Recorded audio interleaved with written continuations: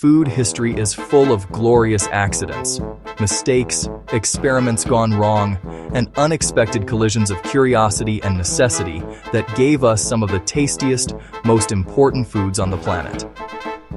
Today, we'll tell the stories behind classic happy accidents: cheese, potato chips, ice cream, Worcestershire sauce, sourdough, and more. We'll look at what likely happened, why the chemistry worked, and what these discoveries taught cooks and scientists. Along the way, I'll give you simple takeaways you can try in your own kitchen. Let's begin with one of the oldest: cheese. Almost everyone has heard the rough legend. A shepherd stored milk in a container made from an animal's stomach and later found curds and whey. This wasn't spoilage, it was transformation. The journey under the sun provided the warmth, and the pouch itself held the key ingredient for a culinary miracle, one that would preserve the precious nutrients of milk. The stomach lining contains rennet, a complex of enzymes including chymosin that curdles milk. This powerful substance helps young mammals digest milk by causing its main protein, casein, to coagulate. The enzymes essentially unlock the milk's solid components from its liquid ones, creating the very first primitive cheese. Whether that exact scenario happened or not, the basic biology is clear. A different, but equally important accidental discovery was also taking place. Milk left to warm in a clean container attracts lactic acid bacteria, natural microbes in the environment that ferment lactose into lactic acid, lowering the pH and causing proteins to clump into curds. This process, known as acid coagulation, produces a softer, more delicate curd. But regardless of the method, the result was revolutionary. The curds could be collected, salted, and stored. Suddenly, a perishable food turned into a durable, transportable protein, a vital source of nutrition for growing civilizations. Cheese is a brilliant example of how human observation and experimentation turned chance into craft, a culinary art form born from a biological imperative. Next, ice cream and frozen desserts. Long before refrigeration, people across the world sought cold and sweet. This craving required remarkable ingenuity, using the natural world as a freezer. Ancient Persians cooled sweetened grape juice in snow-filled pits. They harvested snow from mountains in winter and stored it year-round, creating an early sorbet called sharbat. Chinese and Roman elites used snow or crushed ice flavored with syrups to create chilled treats, a symbol of wealth and power at lavish banquets. The modern frozen dessert evolved over centuries, but these were icy confections, a far cry from the creamy dessert we know today. A famous chapter came in the 17th and 18th centuries, when confectioners learned that sugar and cream produced smoother textures. A key discovery was that adding salt to the surrounding ice made it possible to freeze the cream itself. The key physics here is the control of ice crystal formation. Smaller ice crystals yield a smoother texture. Large, jagged crystals feel gritty and coarse on the tongue, while microscopic crystals go undetected, creating a velvety feel. Early makers discovered, through trial and often error, that adding sugar and fat interferes with crystal growth, making ice creams pleasantly creamy rather than icy. Sugar lowers the freezing point, while fat molecules physically get in the way, acting as roadblocks to crystal growth.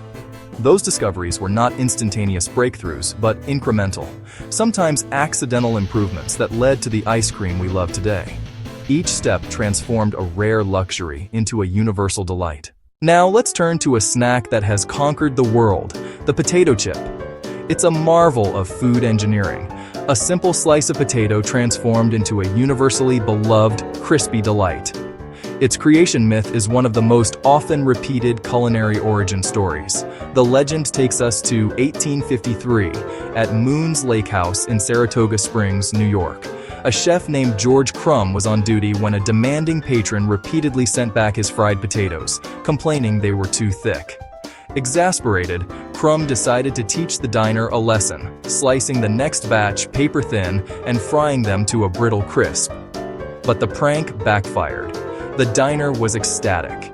The impossibly thin, shatteringly crisp potatoes were a sensation, and soon, Saratoga chips became the signature dish of the restaurant. From there, their fame began to spread across the country. It's a fantastic story, but is it true? Food historians debate the exact facts, pointing to earlier published recipes for fried potato shavings. Regardless of its literal accuracy, the legend captures a recurring truth. An annoyed or tinkering cook tried something unexpected and created a new texture and taste sensation.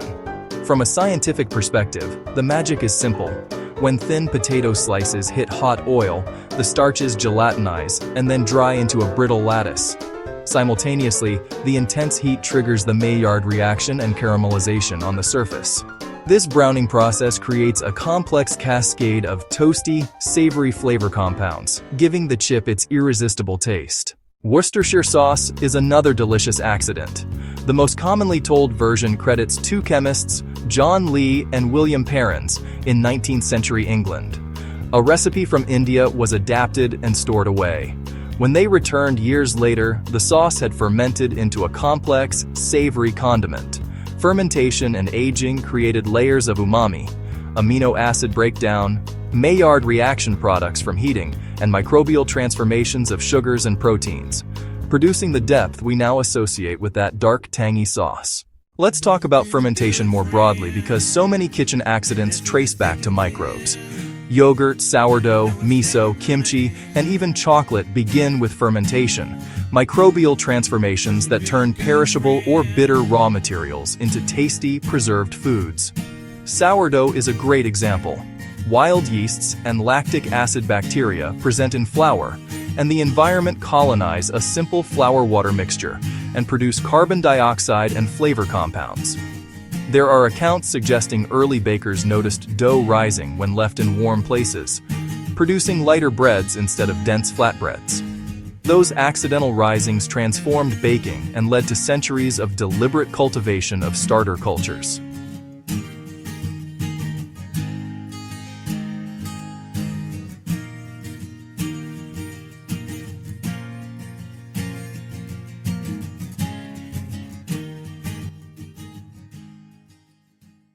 Chocolate's backstory is instructive too. Cacao beans are bitter and astringent straight from the pod.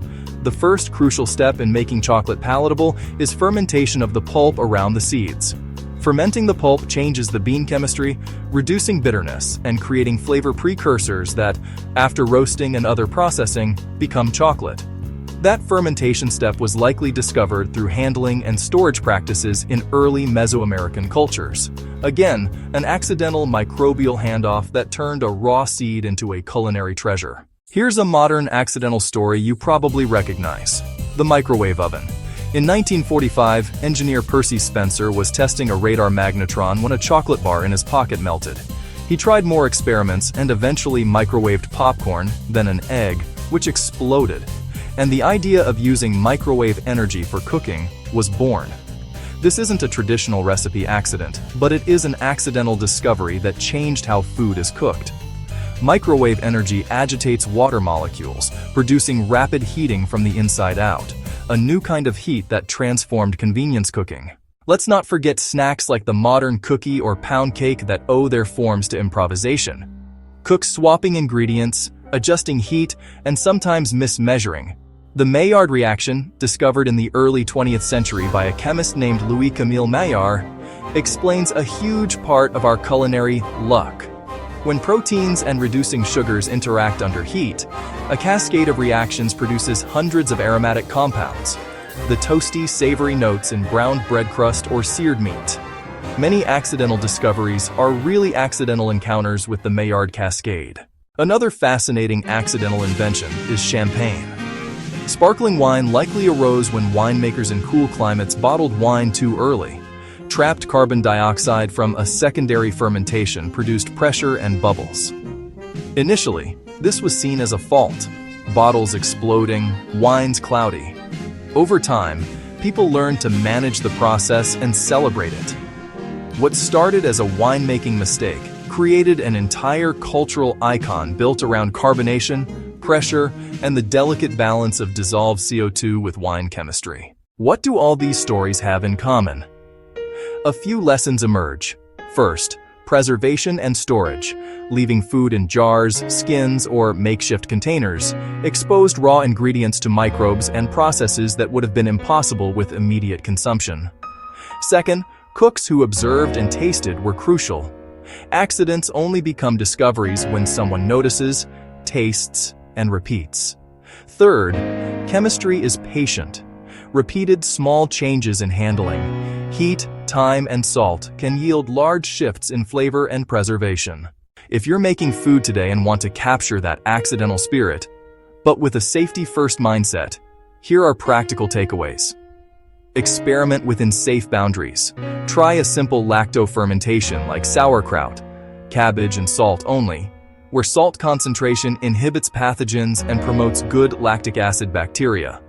Try a small sourdough starter and watch how wild yeast and bacteria create complex flavors. Keep the starter in a clean jar and feed it daily. When frying or roasting, experiment with thinner cuts of vegetables to explore texture shifts and Maillard flavors.